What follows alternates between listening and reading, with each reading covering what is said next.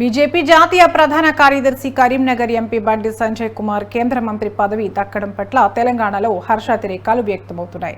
ఇటీవల జరిగిన పార్లమెంట్ ఎన్నికల్లో కరీంనగర్ నుంచి ఎంపీగా పోటీ చేసి గెలుపొందారు బండి సంజయ్.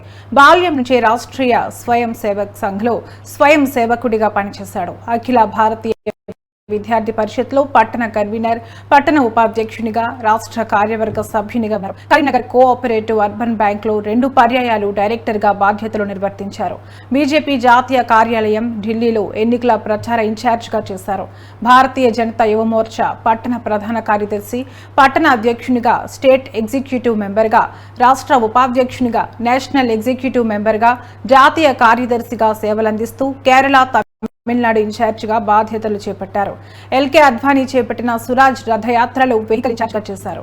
కరీంనగర్ నగరపాలక సంస్థగా ఏర్పడిన తర్వాత మొట్టమొదటిగా 48వ డివిజన్ నుండి బీజేపీ కార్పొరేటర్ గా, రెండవసారి అదే 48వ డివిజన్ నుండి భారీ మెజారిటీతో విజయం సాధించారు.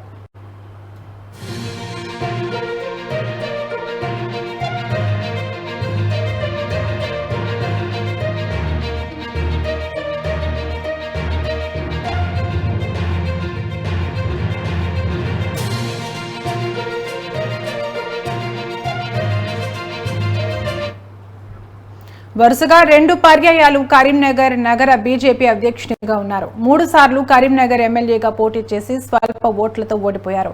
2016లో బీజేపీ రాష్ట్ర అధికార ప్రతినిధిగా నియామకమయ్యారు.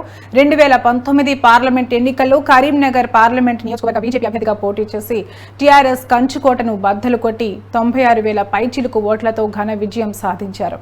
మొన్న జరిగిన పార్లమెంట్ ఎన్నికల్లో కూడా కరీంనగర్ కూడా రెండోసారి గెలిచారు.